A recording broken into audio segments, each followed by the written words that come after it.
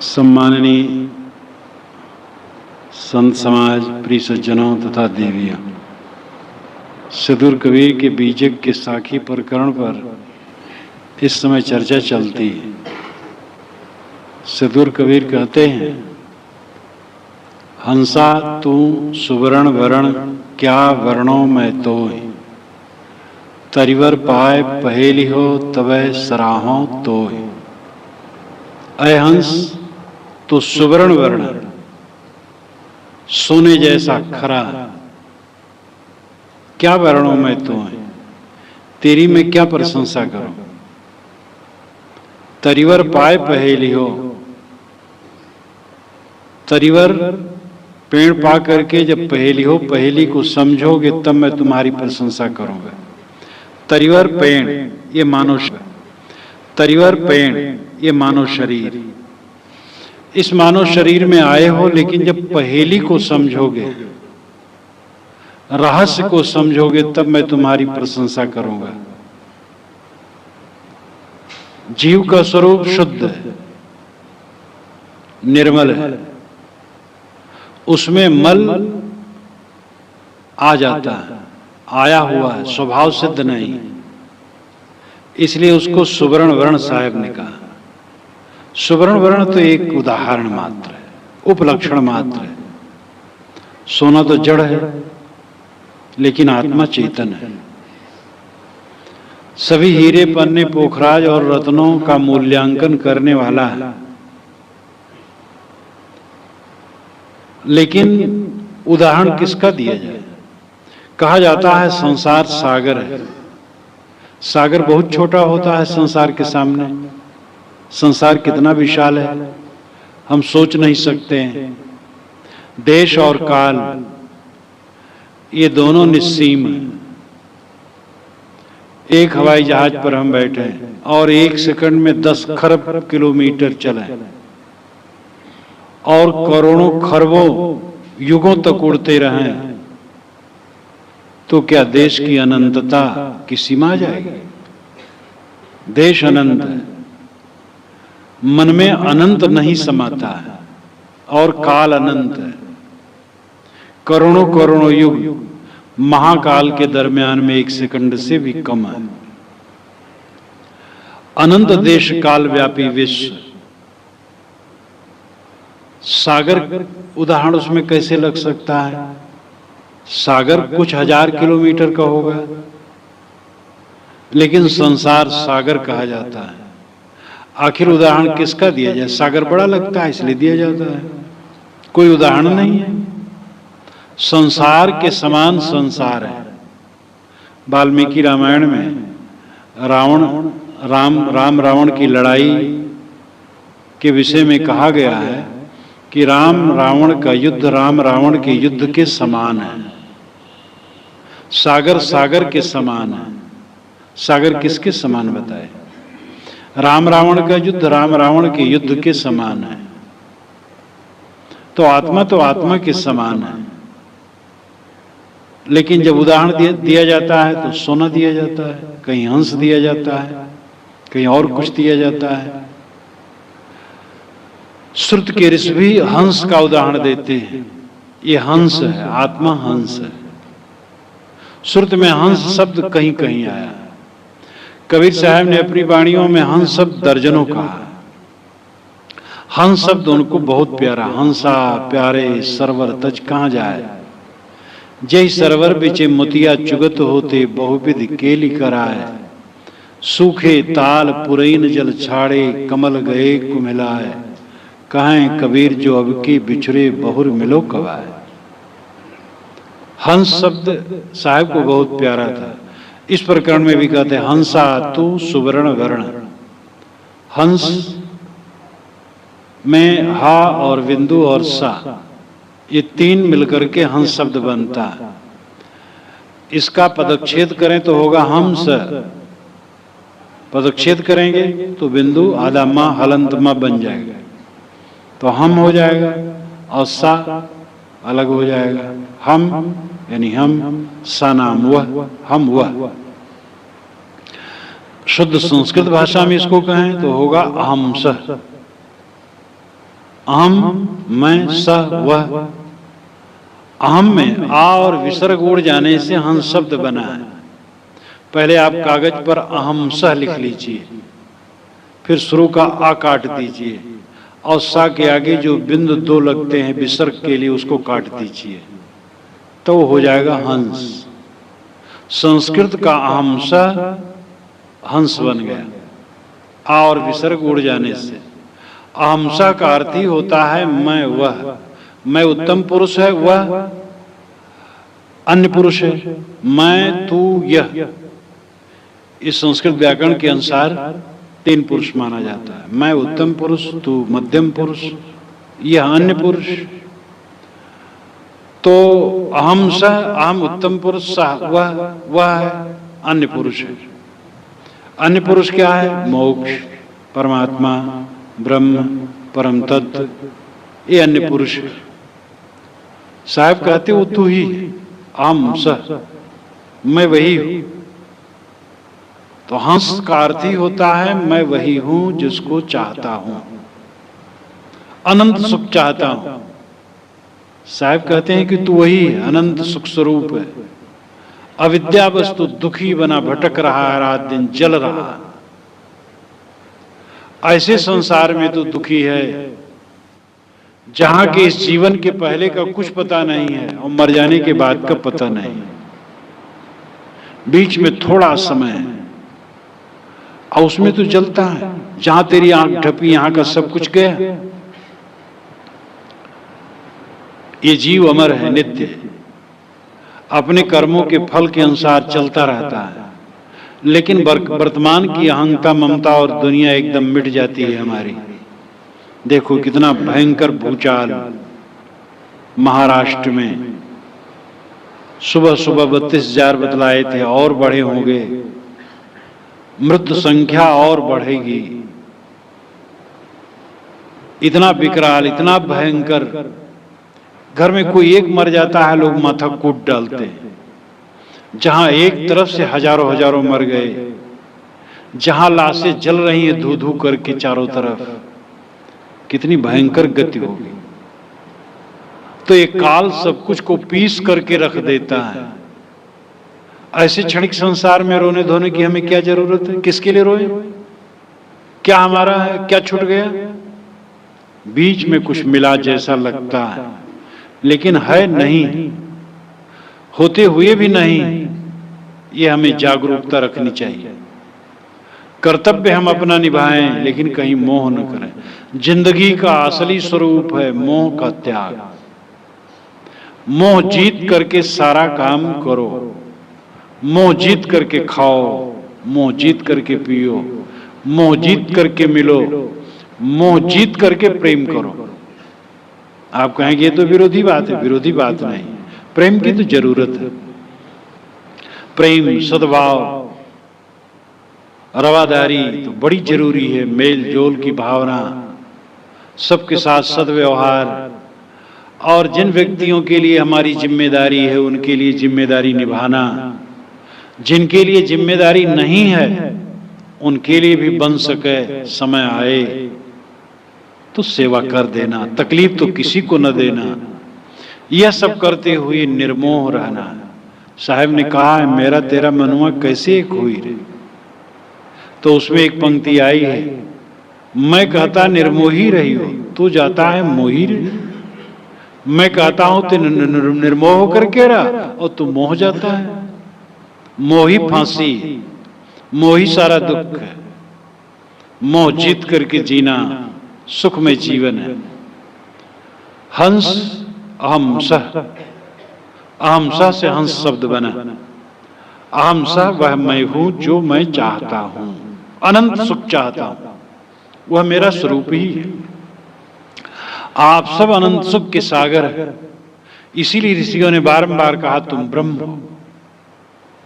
ब्रह्म शब्द बड़ा प्यारा, बड़ा ऊंचा, बड़ा श्रेष्ठ। ब्रह्म का अर्थ ही श्रेष्ठ, बृहत्वाद ब्रह्म, जो बड़ा हो ब्रह्म। ऋषि ने कहा यही ब्रह्म है। ऋषि में परम तत्व, उपनिषद में परम तत्व ब्रह्म और आत्मा लेकर के प्रश्न किया गया है। सारे उपनिषद करीब करीब प्रश्नोत्तर में। जिज्ञासुओं ने प्रश्न किए हैं और ऋषियों ने समाधान किया। जिज्ञासुओं ने प्राय पूछा है आत्मा क्या है, ज्यादा शब्द आत्मा है, ब्रह्म शब्द थोड़ा है, पुरुष शब्द भी थोड़ा है, आत्मा शब्द ज्यादा है। लेकिन आत्मा, ब्रह्म और पुरुष ये तीन शब्द उपनिषद में व्याप्त है। हर जिज्ञास प्राय पूछता आत्मा क्या है, कहाँ है। ऋषि कहते इस शरीर के अंदर ही है। प्रश्न उपनिषद में 6 प्रश्नकर्ता पिप्पलाद ऋषि के पास पहुंचे और पिप्पलाद ऋषि ने कहा कि तुम लोग 1 वर्ष इस आश्रम में ब्रह्मचर्य और तप पूर्वक निवास करो, तो 1 वर्ष के बाद अगर तुम्हारे प्रश्नों को उत्तर मैं जानता होऊंगा तो दूंगा। आप लोगों में धैर्य है? वो 6 जिज्ञासु रुक गए और साल भर के बाद उन्होंने प्रश्न किए और उनका उत्तर उन्होंने दिया। अंतिम प्रश्न है कि 16 कलाओं वाला पुरुष कहाँ है? पिप्पलाद ऋषि ने कहा इसी शरीर के अंदर में, यह वांते शरीर, इसी शरीर के अंदर में वो निवास करता है। ब्रह्म कहाँ है? इसी शरीर के अंदर में निवास करता है। परम पुरुष कहाँ है? इसी घट के अंदर में निवास करता है। इस प्रकार इस बारंबार वो घट के अंदर बताते हैं। समुंदर और 9 लाख तारा, कबीर साहब ने कहा अबधु अधा धुंध अधियारा, यानी अंधाधुंध है, अंधियारा है, इसलिए लोग भटकते हैं। इस शरीर के अंदर में नहीं देखते हैं कि जिसको खोजना चाहते हो तुम्हारे अंदर है। आप यही चाहते हैं हम सदैव आनंद में रहे, दुख नाम की चीज न रहे। आपका स्वरूप ही ऐसा है कि कोई दुख नाम की चीज नहीं होनी चाहिए। आप दुख ओढ़ते हैं, दुख बनाते हैं। तब जब दुख बना बना करके ओढ़ते हैं तो कोई क्या करेगा? कैसे दुख से मुक्त करा सकेगा? हम लोग तो रात दिन दुख बनाने के चक्कर में लगे रहते हैं। दुख बने ज्यादा, मोह करते हैं, वैर करते हैं, चिंता करते हैं, फिक्र करते हैं। काम करो, व्यवहार करो, चिंता करने की क्या जरूरत? मेहनत करो, रोटी मिलेगी, कपड़े मिलेंगे, रहने की जगह मिलेगी, बस हो गया। और क्या चाहिए? जो लोग मिलेंगे उनका व्यवहार निपटेगा। शादी विवाह बच्चों की होगी, निश्चित ही होगी। छानी के नीचे रहने को मिलेगा, रोटी कपड़े मिलेंगे, जीवन गुजर जाएगा, सब होगा। लेकिन हम चलते रहते निरंतर चिंता की आग में, बेकार बेसमझ की बात। चिंता को दूर रखो, सदैव प्रसन्न रहो, जीवन आनंद में व्यतीत होगा। अपने स्वरूप को न समझ करके हम दुखी हैं। साहब कहते हैं हंसा तू सुवर्ण वर्ण, अहंस। हंस कह करके बता देते हैं कि तू वही है जो चाहता है। परमानंद, परब्रह्म, परम सुख, परम तत्व तू चाहता है, वो तू ही। और सुवर्ण वर्ण, सुंदर वर्ण, सोने के समान खरा, निर्मल, खालिस, तेरे में और कुछ नहीं, केवल ज्ञान मात्र है। तू ऊपर से दुख ओढ़ता है। पूर्व प्रवक्ता ने आपको कहा चच्चा चित्र चौबड़ बारी, चित्र छाड़ते चित चित्रकारी। हमने जो चित्र बना रखे हैं उन चित्रों में हम उलझे रहते हैं। मान्यताओं के चित्र, अहंता ममताओं के चित्र, आदतों के चित्र, आसक्तियों के चित्र। मन में जितने चित्र गढ़ रखे हैं वही हमें काटते हैं। मन की मान्यताएं हमें रुलाती हैं, मन का मोह हमें रुलाता है। उसी को जीतने की जरूरत है। तो साहब कहते हैं हंसा तू सुवर्ण वर्ण, क्या वर्णों में तो मैं तेरी क्या प्रशंसा करूं? प्रशंसा तो तब करूंगा तरिवर पाए पहेली हो। साहब ज्यादातर अपनी बातें अलंकारों में, रूपकों में कहते हैं। यहां आत्मा का नाम नहीं लेते हैं, मोक्ष का नाम नहीं लेते हैं, स्वरूप ज्ञान का नाम नहीं लेते हैं, धर्म का नाम नहीं लेते, कुछ भी नाम नहीं लेते। और बिना उन सब का नाम लिए सारी बात कह देते हैं। ये उच्च कवि के लक्षण है। तो हंस कहते हैं, तरिवर कहते हैं, सुवर्ण वर्ण कहते हैं, पहेली हो कहते हैं। पहेली, पहेली नाम रहस्य, बुझौल। और हंस पक्षी, तरिवर पेड़, सुवर्ण उत्तम सोना, ये सब इसमें रूपक आते हैं। लेकिन ये शब्द का शाब्दिक अर्थ नहीं। हंस आत्मा है, सुवर्ण उसकी शुद्धता है, तरिवर ये शरीर है, पहेली रहस्य, आत्म रहस्य। आत्म रहस्य समझो, तरिवर पाए पहेली हो। ये मानव शरीर पा करके जब आत्म रहस्य को समझो, तबे सराहो तो तभी मैं तुम्हारी प्रशंसा करूंगा। आत्मा को न पहचाना तो क्या प्रशंसा, अपने ही को नहीं जाना। कोई आदमी आ रहा हो, आप मिल जाए रास्ते में, आप कहें आप कौन है, कहां से आ रहे हैं, कहां जा रहे हैं, वो कहे मैं नहीं जानता कौन हूं, कहां से आ रहा हूं, कहां जा रहा हूं, तो आप कहेंगे पागल है। जो इतना भी नहीं जानता मैं कौन हूं, कहां से आ रहा हूं, कहां जा रहा हूं, तो पागल है। अब आध्यात्मिक दृष्टि से हम सब पागल। मैं कौन हूं खबर नहीं, मैं की खबर नहीं, आत्मा की खबर जिसे नहीं, अपना ही खबर, अपनी ही खबर नहीं, वो पागल है। साहब कहते तुम्हारी प्रशंसा तब होगी जब अपने को समझो, आत्मा को समझो, तरिवर पाए पहेली हो। ये मानव शरीर की विशेषता इतने नहीं है कि कुछ दिन पढ़े लिखे, नौकरी चाकरी किए, व्यवसाय किए, खेती किए, कमाए धमाए, शादी विवाह किए, बाल बच्चा पैदा किए, उसमें सुखी दुखी होते रहे, रोज हंग करके मर गए। यही जिंदगी का फल है। और करते क्या है लोग, बस यही करते, पहले खेले कूदे, तब पढ़े लिखे, तब कमाए धमाए, शादी विवाह किए। कितने लोग तो शादी विवाह पहले कर लेते हैं। पुराना सिस्टम तो यही है, बच्चे पढ़ रहे हैं उनकी शादी भी कर दी। लेकिन अब लक्षण अच्छे आ रहे हैं कि लोग पढ़ लिख लेते हैं, काम धंधा करते हैं, तब शादी करते हैं।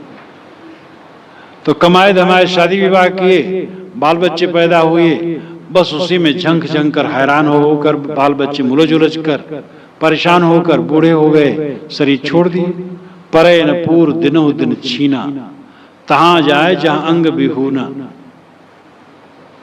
साहब कहते हैं कि पूर नहीं पड़ रहा, दिन दिन छीण हो रहे हो, और वहां पहुंचते हो जहां शून्यता है। पूर्णता के चक्कर में हम जीवन भर पड़े रहते हैं, और जीवन भर अपूर्ण बने रहते हैं, और महाअपूर्ण होकर के मर जाते हैं।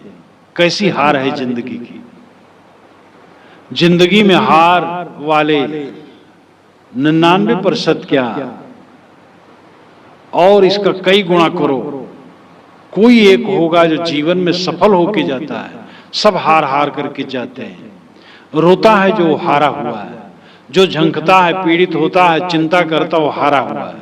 जो निश्चिंत है वो सफल है, जो प्रसन्न है वो सफल है, जो सदैव आनंदित रहे वो सफल है, जिसके मन में दुख न व्यापे वो जीवन में सफल है। इतना पैसा वाला सफल नहीं, इतनी बड़ी बिल्डिंग वाला सफल नहीं, इतनी ऊंची जात वाला सफल नहीं, इतना बड़ा विद्वान सफल नहीं। सफल वह है जिसके मन में दुख के कीड़े नहीं किलबिलाते, जिसका मन दुखहीन, चिंता मुक्त, प्रसन्न और आनंदित है, वो जीवन में है।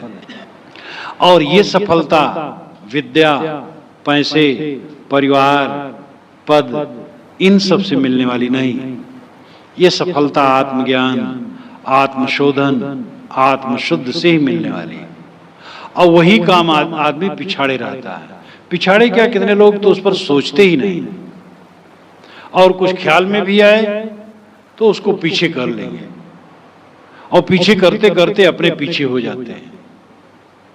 तो परे न पूर दिनों दिन छीना, आदमी दिन दिन छीण होता है और पूरा नहीं पड़ता। पूरा पर नहीं मतलब संतुष्ट होना।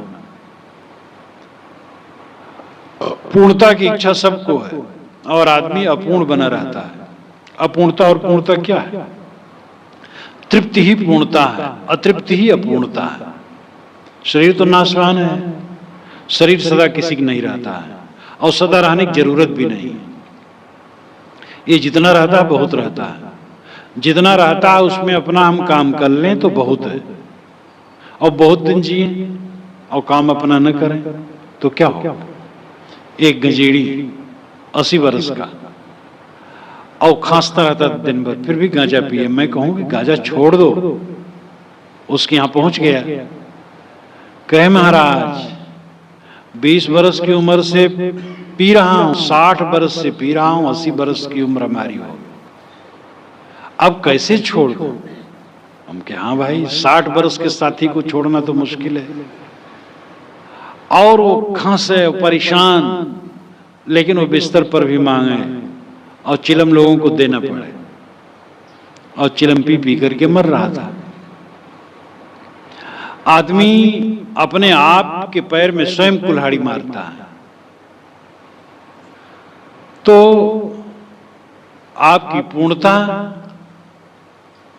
तृप्ति है, संतोष में, शांति में है, और ये आध्यात्मिक अभ्यास पर निर्भर है, ये चीजों पर निर्भर नहीं है। ये हमें पक्का मन में बना लेना चाहिए।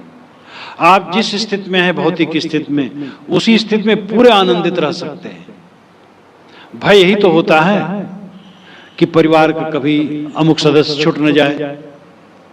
छूटने के लिए मिले ही, पहले ये सोच लो, जितने लोग मिले हैं छूटने के लिए, जितने लोग जन्मे हैं क्या करने के लिए, अंत में सब जानते हैं। सर्वेच्छांता निचया पतनांता समुच्चया संयोगा विप्रयोगांता मरणांतम ही जीवितम। सर्वेच्छांता निचया, सारे संग्रहों का विनाश होता है।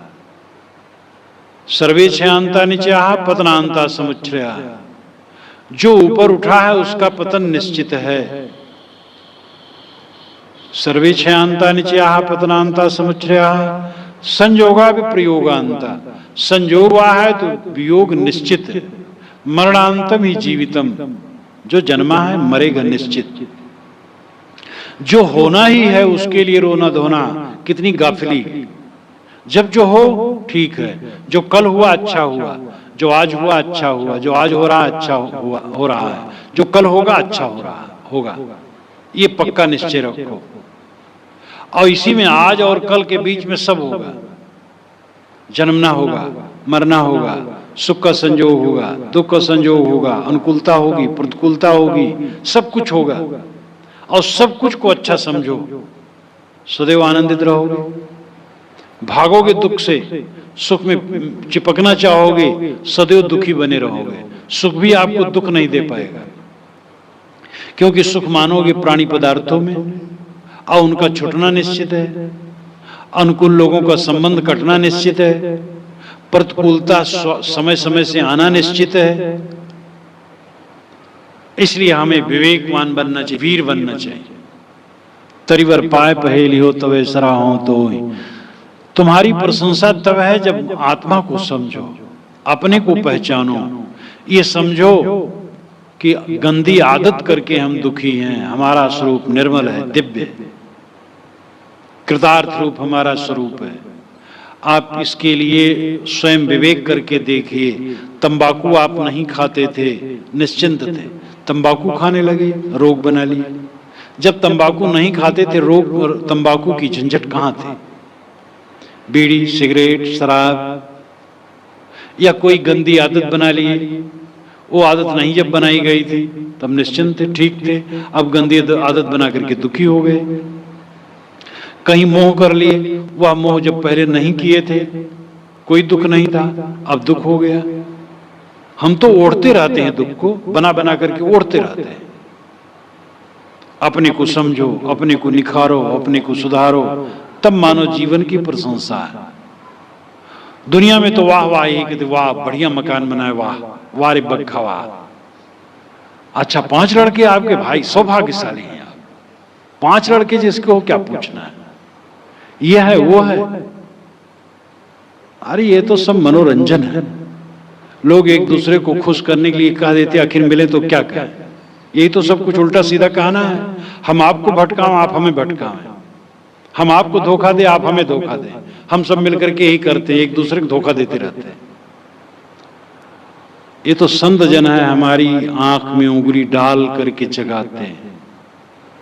साहब ने कहा संतों मुर्दों का काम ये उंगली डाल करके जगाना है, एकदम झकझोर देना है। मरने की याद करो। बिछुड़ने की याद करो। क्यों तुम संजोग की याद करते हो, वियोग की याद नहीं करते हो? जो जीवन का असली हिस्सा उसको क्यों नहीं याद करते हो? और इसीलिए दुखी रहते हो। तो हम लोग तो एक दूसरे को धोखा देते रहते हैं, लेकिन उन्नत वही है जो तृप्त है, संतुष्ट है और आध्यात्मिक अभ्यास का फल है और भौतिक पदार्थों से संभव नहीं है। निर्भयता आपको कब मिलेगी? आत्मज्ञान होगा। मेरा कुछ छूटने वाला नहीं, और जो छूटता वो मेरा बिल्कुल ही नहीं। ये प्राणी मेरे हैं जो बड़े प्यारे प्यारे मेरे चारों तरफ रहते हैं, भीड़ है, मिल गए हैं, छूट गए हैं, छूटते रहते, मिलते रहते, छूटते रहते हैं। मैं तो अनुभव करता हूं, लोग मिलने आते हैं, 10 मिनट के लिए मिलने आते हैं, उठ के चले जाते हैं। तैसे मेरे साथ में रहने वाले 10 बरस से 20 बरस से हैं, वही चले जाते हैं, तब मैं समझता हूं मिलने आए थे, चले गए। और वैसे ये शरीर जिस दिन छूटेगा हमें समझना होगा, ये भी मिलने आया था, चला गया। ये बड़ा प्यारा लगता है, बहुत निकट लगता है, निकट उकट है नहीं, एकदम खो जाएगा, ऐसा खो जाएगा कि कभी इसकी याद नहीं होगी। जिनका खो गया उनको याद होगी। आपके साथी बराती कितने लोगों के खो गए, उनका क्या उसका संबंध होगा? हमारे शरीर के जितने कण हैं, अरबों अरबों लोगों के शरीर में नियुक्त हुए हैं और उससे निकल करके आए हैं, और हमारे शरीर के कण आगे अरबों अरबों शरीर में चिपकेंगे और बनेंगे। ये कितना घोर परिवर्तनशील संसार है। निर्भयता आत्मज्ञान में ही है। मेरी आत्मा अजर अमर अभय निर्भय है, शुद्ध बुद्ध। ये क्षीण नहीं होता, ये कटता नहीं, मिटता नहीं, ये बिछुड़ता नहीं, अजर अमर है। और मैं अकेला हूं, अकेला आया हूं, अकेला जाऊंगा। इस प्रकार ज्ञान की परिपक्वता में ही निर्भयता आएगी, इसी में तृप्ति आएगी, इसी में संतोष आएगा। तभी मानो तुम्हारी मैं प्रशंसा करूंगा।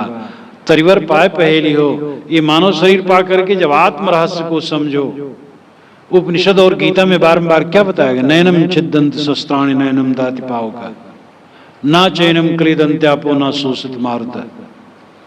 जिसको आग पानी माटी ये सब कुछ नहीं कर सकते, जो अजर अमर अभय नित्य शुद्ध बुद्ध है। उपनिषद, गीता और समस्त आध्यात्मिक ग्रंथों में इसी की आवाज है। बारंबार कबीर साहब इसी को दोहराते हैं, और दुनिया के सभी संत करीब करीब यही कहते हैं कि तुम अपने को पहचानो, अपने को समझो, तभी तुम्हारी प्रशंसा है। हंसा तू तो सबल था, हल्की अपनी चाल, रंग कुरंगे रंगिया किया और लगवार। साहब ने कहा कि अय हंस तो सबल था और सबल है, लेकिन अपनी चाल से हल्का हो गया। आदमी तंबाकू के लिए दीन हो जाता है। तंबाकू खाने वाले को जब तंबाकू नहीं मिलता है, इतना दीन हो जाता है। बड़े बड़े धनी मानी लोग, अच्छे लोग, तंबाकू नहीं है, अपने नौकरों से मांगते हैं, क्योंकि अब तंबाकू की आदत है। तंबाकू नहीं है, नौकरों से मांगते, भैया तुम्हारी तंबाकू हो तो दे दो। ये दीनता क्यों प्रकट हुई? अपनी चाल से।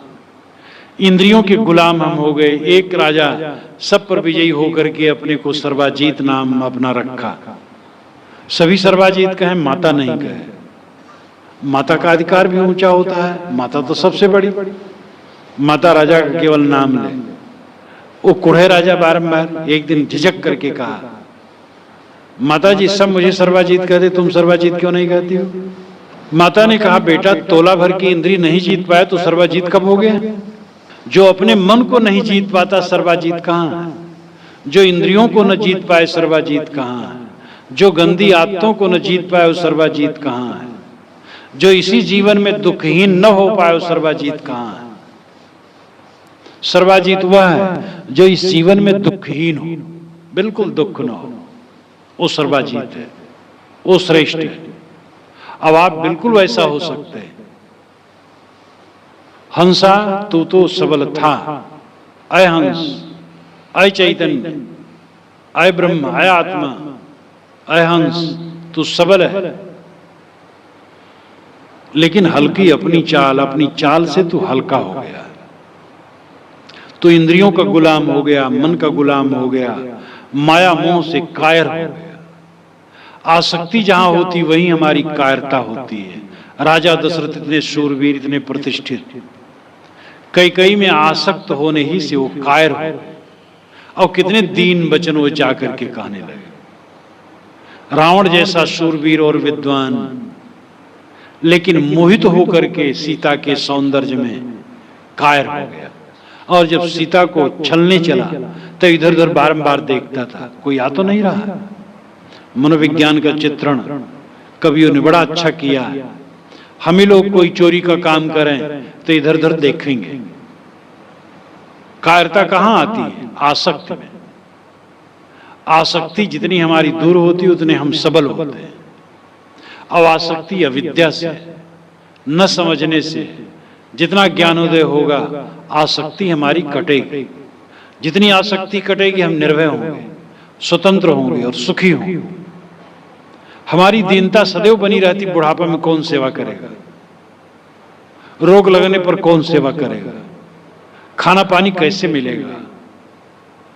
क्या ये चलेगा जीवन के नहीं चलेगा? ये सब झूठी धारणा है।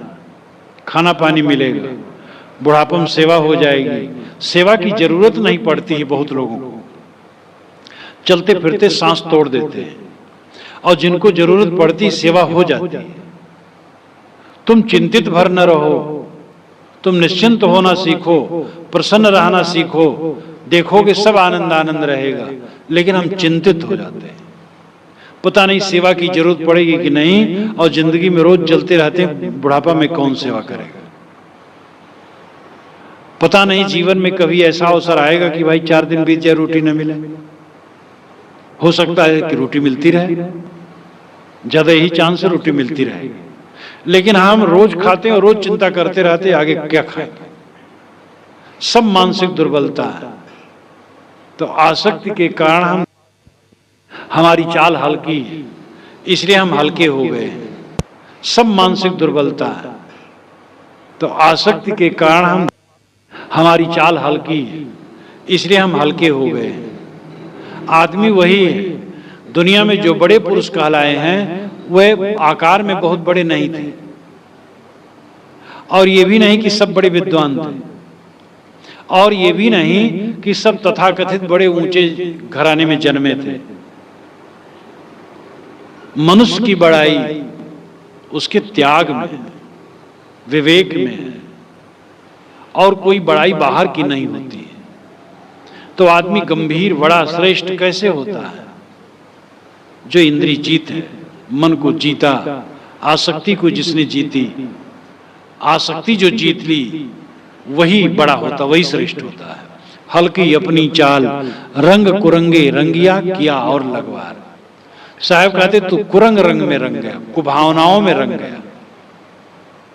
तू अपना सुख बाहर खोजता है। जो आदमी अपना सुख बाहर खोजता है उसको कभी सुख नहीं मिल सकता है। जो पुत्रों से सुख चाहता, साहब कहते तू कुरंग रंग में रंग गया, कुभावनाओं में रंग गया। तू अपना सुख बाहर खोजता है। जो आदमी अपना सुख बाहर खोजता है उसको कभी सुख नहीं मिल सकता है। जो पुत्रों से सुख चाहता है, पत्नी से सुख चाहता है, पति से सुख चाहती है पत्नी, भाई से सुख चाहता है, चेले से सुख चाहता है, और गुरु से भी भौतिक सुख चाहता है। गुरु से तो सुख मिलता है ज्ञान का, और गुरु से अगर भौतिक सुख चाहता है, कहीं से भी हम सुख चाहते हैं भौतिक, तो वही दुख है। दूसरे को सुख दें, दूसरे को सुविधा दें, दूसरे की सेवा करें, दूसरे से चाहें ना। बिना चाहे जो सहज मिलता है वही बढ़िया है। अनचाहे सो दूध बराबर, अन मांगे सो दूध बराबर, मांगे मिले सो पानी। कहें कबीर सो रक्त बराबर, जामे ऐचा तानी। सो दूध बराबर, अन मांगे सो दूध बराबर, मांगे मिले सो पानी। कहें कबीर सो रक्त बराबर, जामे ऐचा तानी। बिना चाहे जो मिले वो दूध है, और मांग करके मिले तो पानी है, और खींचतानी हो तो रक्त है, वो नरक है। चाहना रहित हो करके जितना मिले वो ठीक है। आप अपने साथियों से जितना जो सुविधा पा जाएं उनको धन्यवाद दें। जो सुविधा ना पाए उसको लेके कोसें ना, आपको कोसने का अधिकार नहीं। जो सुविधा पाए उसके लिए धन्यवाद दें कि उन्होंने हमें ये सुविधा दी। आप पिता, पुत्र ने सेवा कर दी, उसको धन्यवाद दीजिए मन में। जिस हिस्से में सेवा नहीं की, कोई अमर्ष नहीं होना चाहिए। कोई अधिकार आपका नहीं है किसी पर, ये पक्का समझ लेना चाहिए। हम अपना अधिकार मान करके ही जलते हैं रात दिन, सारी जलन अधिकार में है। ये राजनेताओं की दशा तो अत्यंत भयंकर है। ये अधिकार के नाते ये जलते हैं और इसी को लेकर के पता नहीं क्या क्या करते हैं। वो आप सब ज्यादा जानते हैं, हम उतना नहीं जानते। तो अधिकार की आग जिसके मन में है, कभी भी उसको शांति नहीं मिल सकती। हमें अपने ही जन्माए बच्चे पर अधिकार नहीं मानना चाहिए, कर्तव्य मानना चाहिए। हमारा कर्तव्य उसके लिए जो कर दे, बस हर क्षेत्र में है। हम अपने कर्तव्यों को अदा करें, अधिकार की कामना न रखें। अधिकार की कामना छोड़ दें और केवल कर्तव्य करें तो हमारे जीवन में शीतलता आ जाएगी। तो हम जो दूसरे से सुख चाहते हैं, यही हमें दुख देता है।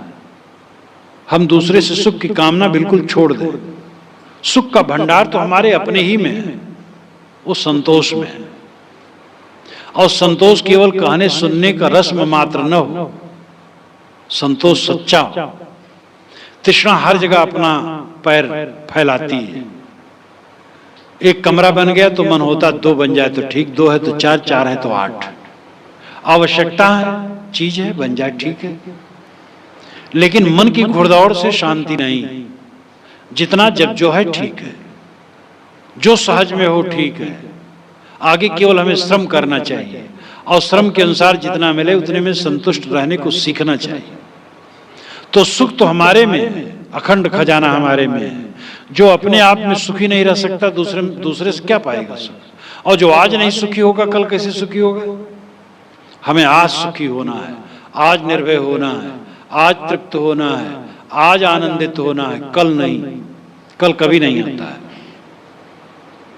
जो आदमी समझता आज नहीं तो कल ठीक होंगे, कल कब आएगा? तो हमने अपना सुख जो अलग मान रखा है, वही हमें दुख देता है। हमारा सुख हमारे अंदर है। हंसा सरवर तज चले, देही परिगो सूल, कहीं कबीर पुकार के तेधर तेई थूल। एक दिन ऐसा आता है कि हंस सरोवर को छोड़ करके चल देता है। मान सरोवर में हंस रहता है। ये शरीर मान सरोवर है, इसमें चेतन हंस निवास करता है। एक दिन फर से उड़ जाता है और उड़ते कोई देखता नहीं, सब पीछे वाले हाय तौबा करते रह जाते हैं और मजबूर होकर के लाश को जला देना, पानी में फेंक देना, गाड़ देना करना पड़ता है। कहते पारसी लोग ऐसे ही जमीन में फेंक देते हैं। उनकी कोई जगह होती होगी, वहां रख देते हैं और चीलगीत खा लेते हैं। अंत में फुकंत लुटंत गड़ंत करना पड़ता है।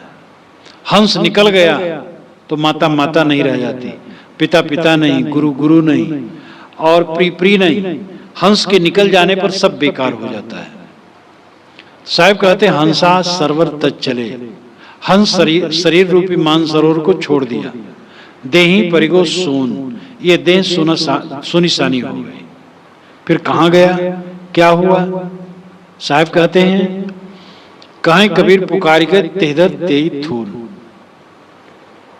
साहब जीव को नित्य मानते हैं, आत्मा को नित्य मानते हैं, पुनर्जन्म और कर्म फल भोग मानते हैं। भारतीय परंपरा का जो दार्शनिक पक्ष है उसको मजबूती से मानते हैं। पुनर्जन्म माने बिना समाज की व्यवस्था का समाधान नहीं हो सकता और जो जीवों की गति है उसका समाधान नहीं हो सकता है।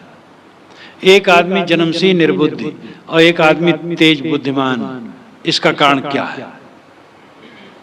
पुनर्जन्म न मानने से इसका समाधान नहीं हो सकता है। ईश्वर ने एक को मूर्ख बना के भेज दिया, एक को बुद्धिमान, ऐसा क्यों? एक को सर्वांग संपन्न बलिष्ठ शरीर वाला बनाया और एक को महारोगी बना दिया, ऐसा क्यों? एक को तो पैदा कर दिया फुटपाथों पर और एक को सतमाले भव्य भवन में। ऐसा क्यों? पुनर्जन्म न मानने से इसका समाधान नहीं हो सकता। पुनर्जन्म में इसका समाधान है, जीव अपने कर्मवश जन्म धारण करता है। ये हमारा जन्म नया नहीं है, इस जन्म के पीछे एक श्रृंखला है। ये शरीर अचानक नहीं खड़ा हो गया है। अगर बट का पेड़ है तो निश्चित बट का दाना आया है तब पेड़ हुआ है, और बट का दाना ऐसे नहीं बनता, बट के पेड़ में बनता है। इस प्रकार उसका क्रम अनादि है। बीज से वृक्ष, वृक्ष से बीज। प्राय लोग प्रश्न जब रखते हैं और उनसे उलट करके प्रश्न किया जाता है कि पहले बीज है कि वृक्ष, तो लोग कह देते बीज। तो बिना वृक्ष के कैसे बीज हुआ? तो कहते हाँ पहले बीज, पहले पेड़ है। तो बिना बीज के कैसे पेड़ हो गया? कि हाँ ये तो बड़ा गड़बड़ है। तो क्या पहले तो पेड़ है कि बीज? बीज से पेड़, पेड़ से बीज। ये सदा से है, अनंत अनादि प्रवाह है। अंडा है कि मुर्गी? मुर्गी के बिना अंडा नहीं, अंडा के बिना मुर्गी नहीं। अंडा और मुर्गी का प्रवाह अनादि है, बीज वृक्ष का प्रवाह अनादि है, कर्म देह का प्रवाह अनादि है।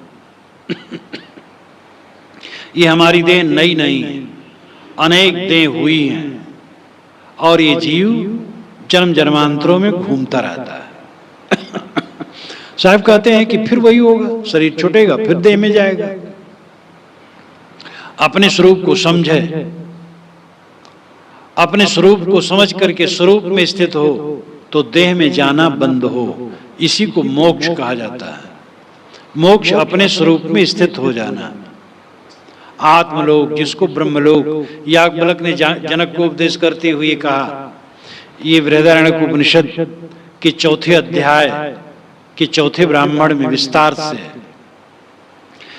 कि आत्मा को उन्होंने बतलाया और कहा, अय जनक, ये आत्मा की स्थिति ही ब्रह्मलोक है। अपने आत्मा में लौट आना ही ब्रह्मलोक में पहुंच जाना है। लो मैंने तुमको ब्रह्मलोक में पहुंचा दिया।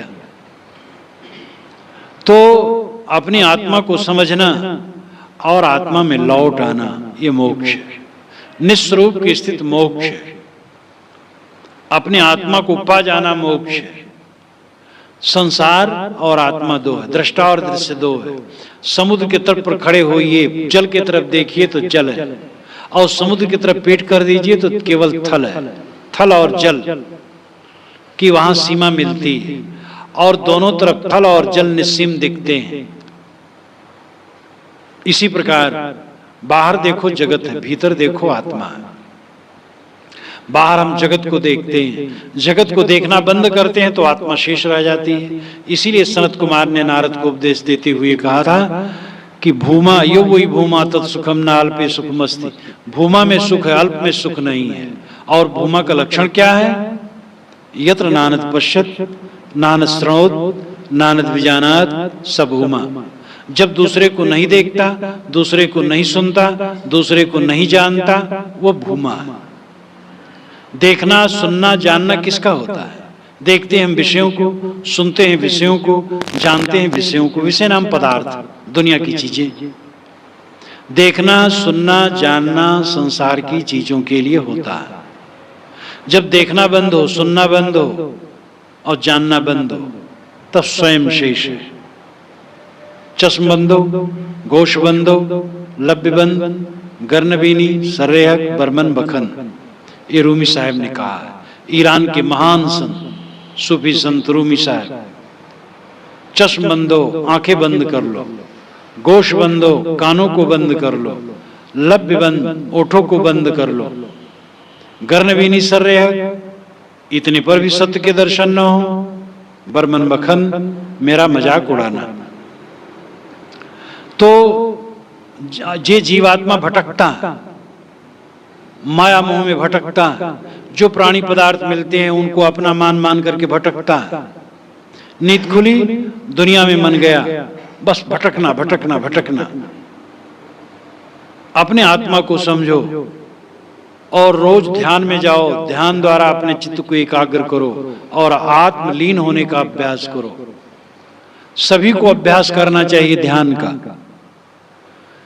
यहां पर 1 सप्ताह का ध्यान, सघन ध्यान का रखा गया था प्रोग्राम। सब साधु बैठते थे दिन में कई बार, और कॉलोनी के कुछ सज्जन भी आते थे। ये अभ्यास सबको अपने अपने घर में करना चाहिए। ऐसा अभ्यास फिर कराया जाएगा, और सबको ये अभ्यास करना चाहिए अपने अपने घरों में। 24 घंटे में 1 बार 2 बार बैठो, सुबह शाम। स्वाध्याय जरूरी है, यानी धार्मिक ग्रंथों का अध्ययन, अच्छे आचार विचार, सरलता, पवित्रता, निष्कपटता, सद्गुण, आहार विहार में संयम, सात्विक भोजन, कोई नशा व्यसन बिल्कुल न लो, सात्विक भोजन करो और कम करो, हल्का भोजन करो। इस प्रकार सदाचार से रह करके शरीर हल्का बनता है और स्वच्छ रहता है। फिर ध्यान करो, बैठो, आंखें बंद करो, और अंधकार दिखाई देता है। जब आंखें बंद करने तुरंत अंधकार दिखाई देता है, उसी अंधकार को देखो। मन इधर उधर समेटो, अंधकार को देखो, और अंधकार में ही अपने मन को ठहराओ, उसी को देखते रहो। इधर उधर मन जाए लौटा लो, केवल अंधकार देखो। अंधकार देखते देखते उसमें प्रकाश दिखाई दे सकता है, लाल, पीला, उजला, काला, कुछ। फिर उसको देखो और अपने मन को ठहराओ। ऐसा अभ्यास करते करते फिर ये सब छोड़ दो, संकल्पों को देखो क्या उठ रहा है। स्थिर होकर बैठ जाओ और देखो क्या उठ रहा है मन में।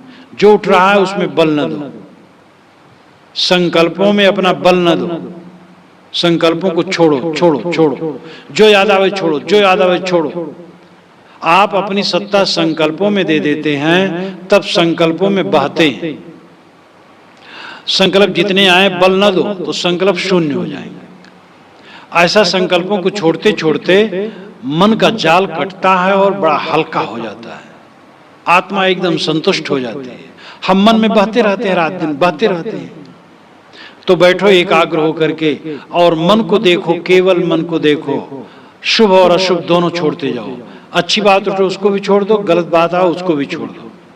कोई संकल्प पकड़ो मत, और इसका अभ्यास रोज करो, सुबह और शाम। रोज अगर लगातार करोगे तो देखोगे आप काम धंधा करते हो, उठते बैठते व्यवहार करते हो, तो वहां भी अभ्यास रहेगा कि संकल्पों में उलझोगे नहीं। आपको दुख क्यों हो रहा है? कोई प्रतिकूल संकल्प आने से। और संकल्प छोड़ने की जब आदत हो जाती है तो ऐसे संकल्प छोड़ दिए जाते हैं, शक्ति बन जाती है, संकल्पों को छोड़ने का बल मिल जाता है, अभ्यास हो जाता है, और आप संकल्प छोड़ देंगे और शांत संतुलित। संकल्पों को छोड़ने का अभ्यास बनाना चाहिए। और ये जब अभ्यास प्रगाढ़ हो जाता है, तब जब सारे संकल्प छूट गए, तब आत्मा अपने आप में शांत। संकल्प ही आत्मा को संसार में जोड़ता है। आत्मा और संसार के बीच में पुल है संकल्प, और संकल्पों को जब काट दिया पुल खत्म हो गया, संसार में जाने का रास्ता बंद, बस आत्मा आत्मा में। इसलिए संकल्पों को देखने का अभ्यास रोज करना चाहिए, सबको करना, स्त्री पुरुष बालक वृद्ध जो समझ पाए सबको करना चाहिए। और संकल्पों को छोड़ने का जब पूरा बल हो जाता है तब बड़ी शक्ति मिलती है, बड़ा आनंद मिलता है। दुख, सारा दुख संकल्पों के में उलझ उलझ करके है। याद करने लगे, कितने लोग कहते महाराज बिस्तर पर लेटता हूं, बस वो 1 बज जाता है, 2 बज जाते, नींद नहीं आती। तो मैं कहता भाई तुम सोचते बहुत होगे कि हाँ महाराज, एक बात दूसरी बात तीसरी बात उसमें आती जाती है। ध्यान का अभ्यास करो तो आराम से नींद ले सकते, संकल्पों को छोड़ने का बल मिलेगा। ध्यान का अभ्यास जब बढ़ जाता है तो साधक में ऐसा बल आ जाता है कि जब चाहे मन को समेट ले, और बिस्तर पर लेटे मन को समेट लिया, और मन को जहां समेटा नींद बिल्कुल आनी है। तो सोचने से नींद नहीं आती है। इसलिए मन को देखने और संकल्पों को छोड़ने, यानी संकल्पों में न मिलने का अभ्यास, ये दृष्टा अभ्यास, मन को देखने का अभ्यास। और ये अभ्यास जब पक्का हो जाता है तब संकल्प छूट जाते हैं। साधक बैठता है, संकल्पों को देखा, संकल्प शांत, और संकल्प शांत हुए, बस आत्मा तो शांत ही है। प्रपंचोपशमम शांतम शिवम अद्वैतम चतुर्थम मन्यन्ते सात्मा सा विज्ञेया। जब प्रपंच शांत हुआ बस शिवम शिव रूप रह गया, कल्याण रूप रह गया। ये मन ही तो सारा रोग है। मन शांत हुआ तो केवल शिव रह गया, केवल राम रह गया। आत्मा ही शिव है, राम है। तो जीव जन्म जन्मांतरों में भटकता है।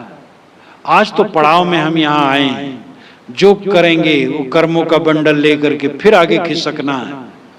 और ये जल्दी जल्दी खिसकता जाता है। अनाथ काल से ऐसे घूमता रहा कर्मों की गठरी लेकर ये जीव। आज भी कर्मों की गठरी बांधे आगे जाएगा। और जिसने कर्मों की गठरी तोड़ फोड़ डाली वो कृतार्थ है। पुरिया जरे वस्त्र निज उबरे बिकल राम रंग तेरा। साहब की बात तो बिल्कुल अद्भुत अद्भुत रहती है। उन्होंने एक पंक्ति में कही है कि पुरिया जरे वस्त्र निज उबरे, पुड़िया जरे तो तुम्हारी वस्तु बच जाएगी।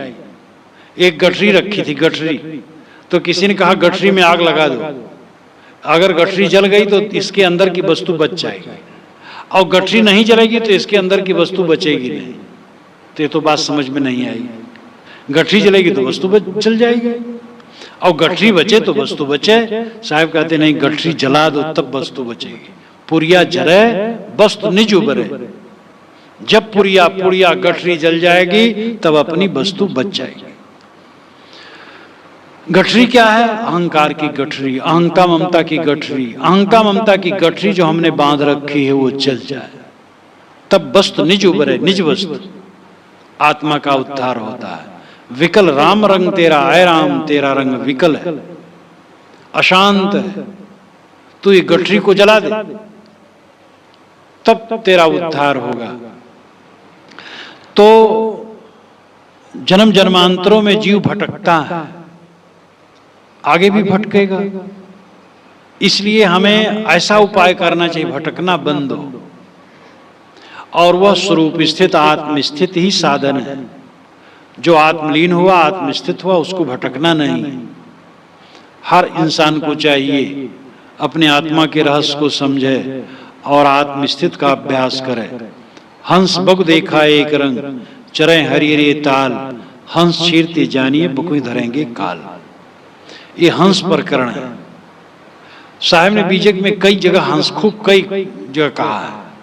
हंस शब्द उनको बहुत प्यारा था। एक तो एक प्रतीक माना जाता है कि हंस निर्चीर का विवेक करता है, पानी दूध अलग अलग कर देता है। और साहब पानी दूध अलग करने वाले बहुत है। हर जगह चावल और कंकड़ अलग करते हैं, हर जगह वो विचार पेश करते हैं। इसलिए भी हंस शब्द उनको प्रिय है। इसके अलावा पर ब्रह्म को आत्मा से अलग नहीं मानते। वो कहते तुम्हें खोजना नहीं, पर ब्रह्म नित्य प्राप्त है, समझना है और ठहरना है। इसलिए भी इसको हंस कहते हैं। और निश्चित है यह सब हमारे ऋषि ऐसे ही कहते थे। उपनिषद आप देखें तो यही बात है। तो हंस मुख देखा एक रंग, चरे हरि रे ताल। साहब व्यवहार में आते हैं, कहते हंस और बकुला एक हरे भरे ताल में चरते हैं। कैसे पहचाना जाए कौन हंस है कौन बकुला है? हंस छीरते जानिए बकुई धरेंगे काल। साहब ने कहा तो एक कटोरे में दूध पानी मिला के रख दो, और हंस होगा चोंच मारेगा तो दूध बन जाएगा छेना, वो खा लेगा, पानी छोड़ देगा। और जो बकुला होगा वो तो कीड़ों और मछलियों को खाएगा। पहचान लेना। हंस छीरते जानिए बकुई धरेंगे काल। बक तो काल बन करके वो कीड़ों को पकड़ेगा। वैसे हंस और बक से कहा जाता है, हंस बकुला और सफेद होता है। हंस सफेद तो होता है लेकिन इससे थोड़ा सा कम सफेद होता है, और बकुला और ज्यादा सफेद होता है। और हंस तो शायद वैसा ध्यान नहीं करता, बकुला ध्यान करता है। हम तो देखे हैं, आप कभी देखे हो या ना? आप लोग भी देखे होंगे। जलाशयों के किनारे बैठता है और आंख उन्मीलित कर देता, थोड़ी खोलता और ढाके रहता, मालूम है हम ध्यानी है। और कभी कभी एक पैर उठा लेता है, तपस्वी भी हो जाता है, एक पैर के बल पर तप कर रहा है। लेकिन उठाता है वो चोंच मारने की सुविधा की, तो वो तो काल बन करके कीड़ों को खाता है। ये बकुले का लक्षण है। हंस निर्चीर विवेक का लक्षण है। इस संसार में हंस और बक दोनों हैं। आप ऐसे महात्मा देखेंगे कि जो पता नहीं माला पहरी 4 साहब ने व्यंग किया है और भीतर भरा भंगार, तो उनका वेश और बहुत बड़ा बना ठना होता है, न मालूम कितना चंदन, न मालूम कितनी माला, और बड़ा ही ताम झाम दिखाते हैं और सिद्ध बनते हैं तो सिद्ध हैं। हाथ लहराए और रुपया आ गया और कुछ आ गया, ये सब हाथ की सफाई। तो नीर और क्षीर का विवेक मनुष्य को करना चाहिए। सफेद पोष कोई भी हो सकता है, वेश से कभी भी हमें भटकना नहीं चाहिए।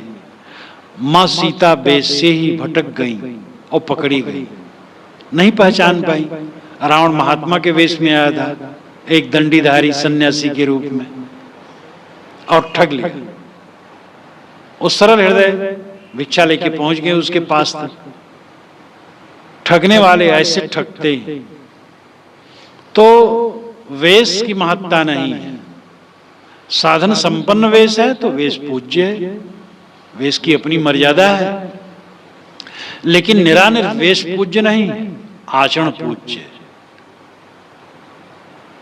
वाणी केवल कोमल वाणी कोई बोले उसमें भी ठगाने की जरूरत नहीं। मोर कितना कोमल वाणी बोलता है लेकिन सांप खाता है, तो कोमल वाणी भी कोई बोल करके ठग सकता है। आचरण व्यक्तित्व की पहचान है, रहनी व्यक्तित्व की पहचान है, रहने की उज्ज्वलता जीवन की उज्ज्वलता है। तो हंस और बकुले एक समान है रंग में, और दोनों ताल में चरते हैं। यानी अच्छे और बुरे दोनों सफेद पोष हो सकते हैं और दोनों संसार में रहते हैं। आचरण से उनकी पहचान की जाती है। इसलिए मनुष्यों से भी बड़ी सावधानी से बरतने की जरूरत है।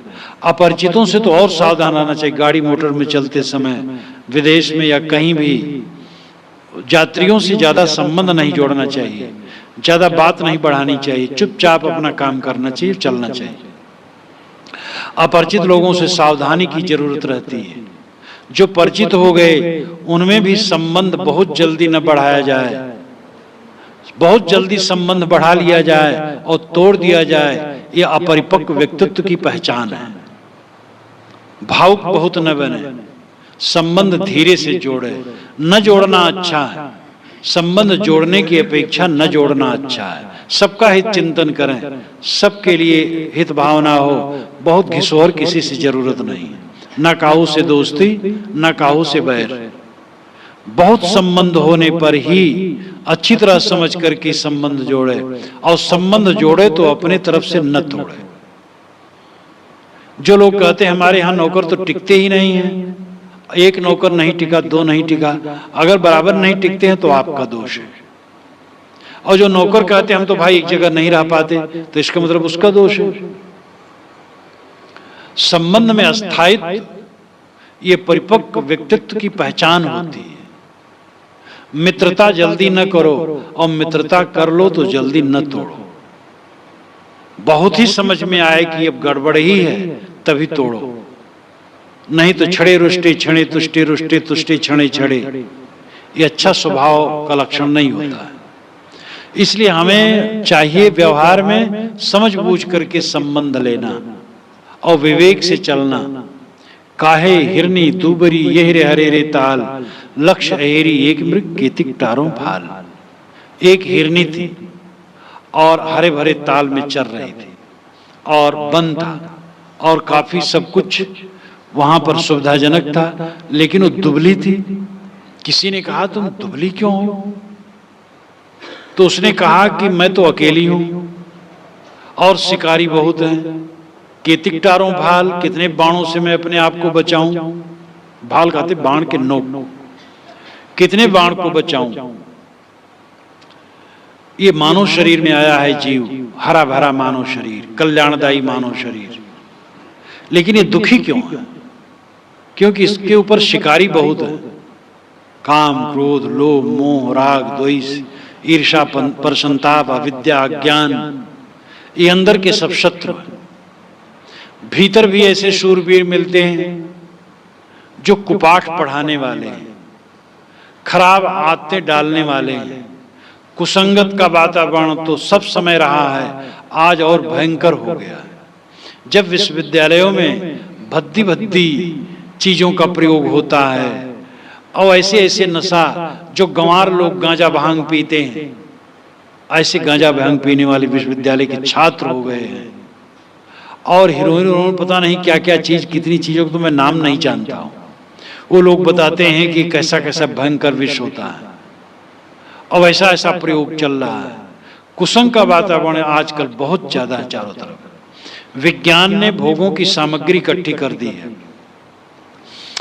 और उसके द्वारा उत्पाद बहुत बढ़ गया, सुविधाएं बढ़ी हैं, लेकिन मन की उत्तेजना जिससे ज्यादा हो वो चीजें बहुत बढ़ गई हैं।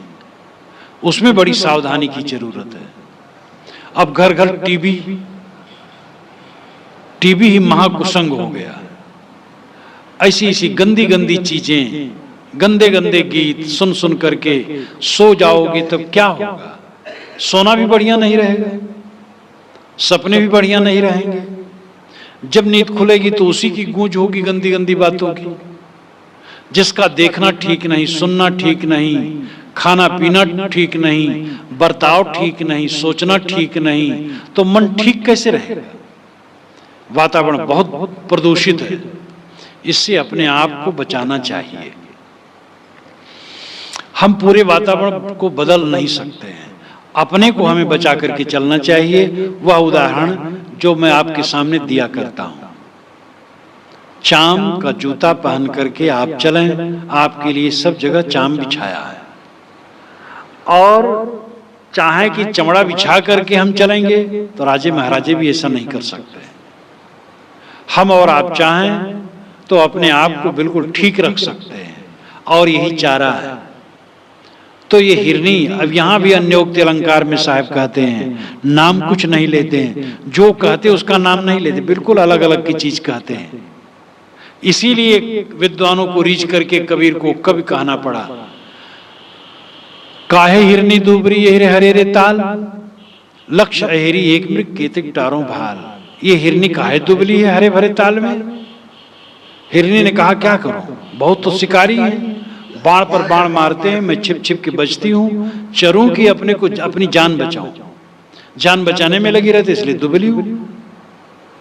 इसका अर्थ है कि जीव जानो हिरनी या हिरन, और ये मानव शरीर में आया हरे भरे ताल में, विवेक संपन्न मानव शरीर में, लेकिन क्यों दुखी है? इतना विवेक संपन्न मानव शरीर पाकर के रो क्यों रहा है? हरदम जंग क्यों रहा, हरदम चिंता क्यों कर रहा है? क्योंकि अंदर बाहर के शत्रु इसको बेध रहे हैं। अज्ञान, अविद्या, दुर्गुण, दुर्व्यसन, कुसंग। इसलिए साधक को और हर इंसान को चाहिए कि अंदर के शत्रुओं से बचे और बाहर के कुसंग से अपने आप को बचाए। हमारी वीरता और विशेषता यही है कि अंदर और बाहर के दोनों के ताप से अपने आप को बचाएं। फिर दोनों के ताप से मुक्त होकर के हमें अंदर ही शीतलता मिल जाएगी। आप लोगों के सामने मैंने हंस प्रकरण पर कुछ कहा और अंत में हिरनी का उदाहरण आया। साहब की वाणियों में हिरनी, हंस, पंडित, नाई, धोबी, कलवार, चमार और छत्री, वैश्य सब आता रहता है। वे प्रकृति की चीजों को और विराट संसार की चीजों को ले लेकर के अपनी कविता उन्होंने ऐसा ढंग से कहा है कि एक पंडित जी ने रीवा के तो एक पुस्तक ही उन्होंने लिख डाली इसी पर। किस प्रकार सांस्कृतिक अध्ययन कबीर का विशाल है, बहुत सार गर्भित पुस्तक उनकी है। यानी समाज का कोई अंग छूटता नहीं है जिसको साहब अपनी कविता में प्रयुक्त नहीं करते। यहाँ का सार आध्यात्मिक है कि आत्मा शुद्ध बुद्ध है, निर्मल है, ये अपने स्वरूप को न समझ करके दुखी है, और इसकी विशेषता यही है कि अपने स्वरूप को समझे और मानसिक विकारों को दूर करे। और ये समझ लो कि हम अगर दुखी हैं तो केवल अज्ञान से दुखी और कोई कारण नहीं।